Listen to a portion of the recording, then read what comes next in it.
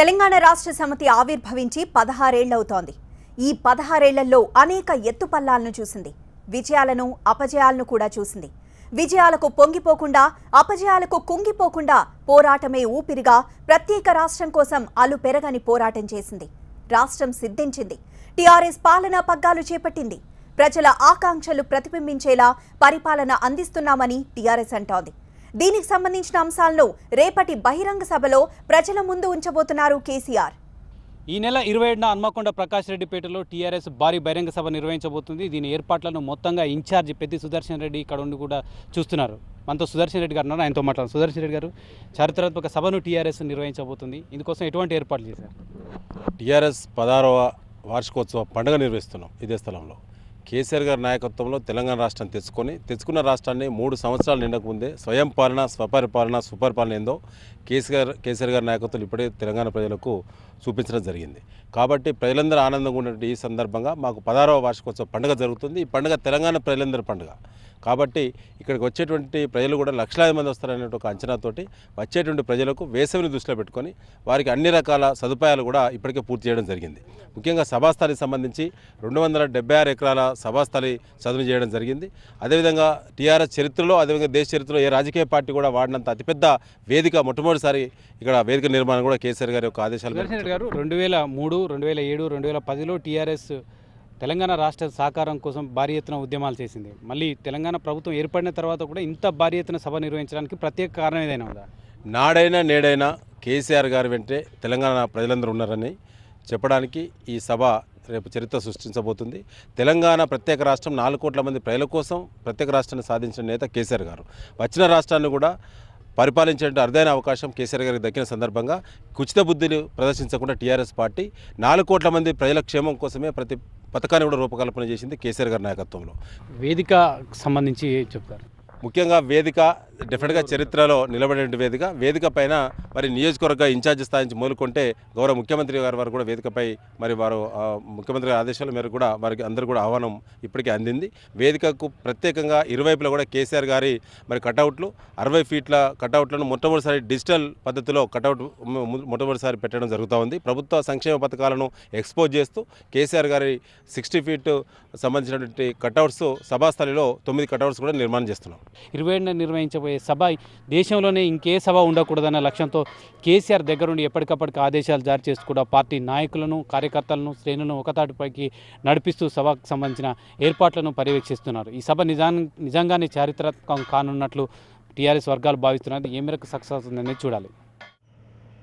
సభా ప్రాంగణం దగ్గరకు ప్రజలను తరలించడానికి 20కి పైగా దారులు ఏర్పాటు చేశారు.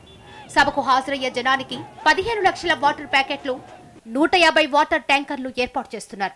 హైదరాబాద్ నగరం మొత్తం గులాబీమయం చేయడమే కాకుండా నగరాన్ని సుందరీకరించారు.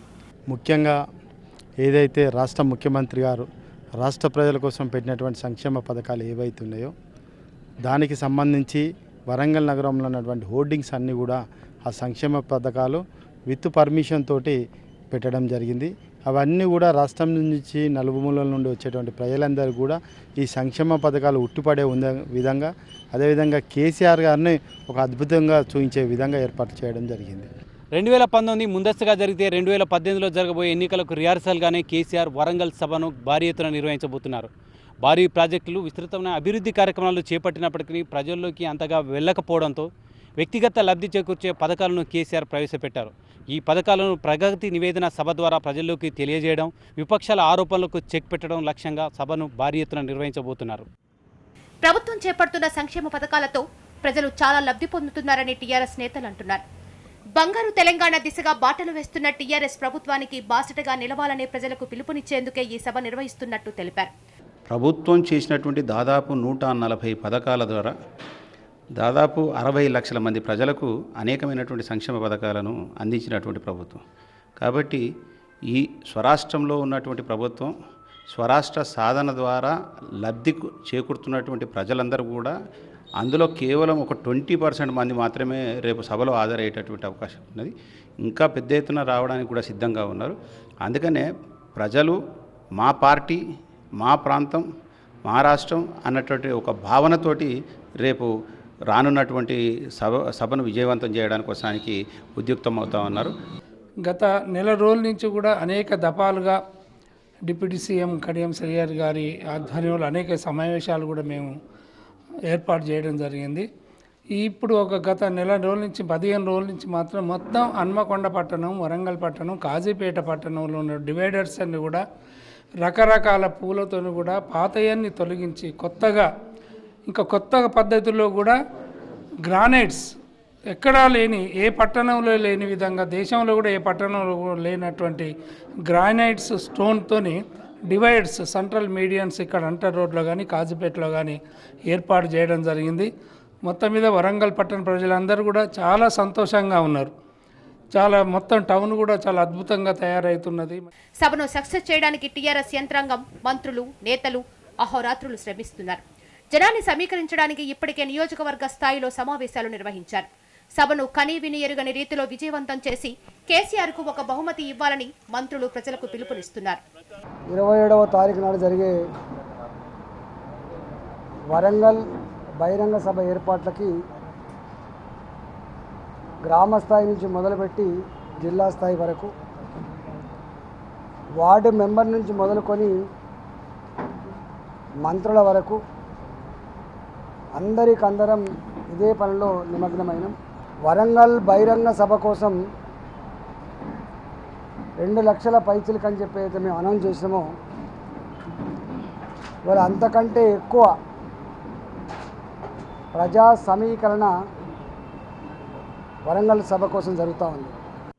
వివిధ జిల్లాల నుంచి సభకు చేరుకోవడానికి ప్రధాన మార్గాలను అనుసంధానం చేశారు. 21 స్వాగత తోరణాలు ఏర్పాటు చేశారు. 80 ఎకరాల స్థలాన్ని పార్కింగ్ కోసం కేటాయించారు. ఎవరైనా అనారోగ్యానికి గురైతే వెంటనే వైద్యం అందించడానికి 120 మంది వైద్యులను అందుబాటులో ఉంచారు. రోడ్డు మార్గం ద్వారా కేసీఆర్ సభా ప్రాంగణానికి చేరుకుంటారు. ప్రభుత్వం చేపట్టిన అభివృద్ధి, సంక్షేమ పథకాలను ప్రజలకు వివరిస్తారు. రాబోయే రోజుల్లో ఏం చేయబోతున్నారో కూడా వివరిస్తారు. ముందస్తు ఎన్నికలపై ఓ ప్రకటన కూడా చేసే అవకాశం ఉంది. బంగారు తెలంగాణ అంటూ అభివృద్ధి సంక్షేమ పథకాలను విస్తృతంగా ప్రవేశపెడుతూ ప్రజల్లోకి దూసుకెళ్తున్న కేసీఆర్ మరోసారి అధికారం చేజిక్కించుకోవడానికి ఇప్పటి నుంచే ప్రయత్నాలు చేస్తున్నారు. తెలంగాణ శక్తుల పునరేకీకరణ పేరుతో వివిధ పార్టీల నేతలను టీఆర్ఎస్లో చేర్చుకున్న కేసీఆర్ భారీ బహిరంగ సభతో మరోసారి తెలంగాణ ప్రజల అభిమానాన్ని కూడగట్టుకోవడానికి ప్రయత్నం చేస్తున్నారు. ఆయనే వరంగల్ సభ ద్వారా ప్రజలకు పెద్ద ఎత్తున అభివృద్ధి సంక్షేమ పథకాలను ముందుంచాలని చూస్తున్నారు.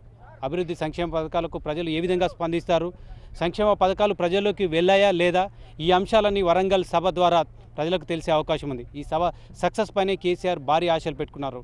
టీఆర్ఎస్ పార్టీ కార్యకర్తలు, నేతలు కూడా 2019 ఎన్నికల్లో మరోసారి విజయం సాధించడం తథ్యమని భావిస్తున్నారు. అది ఎంత మేరకు సక్సెస్ అవుతుందనే చూడాలి. కెమెరామెన్ శ్రీనివాస్తో రమేష్, TV9 వరంగల్.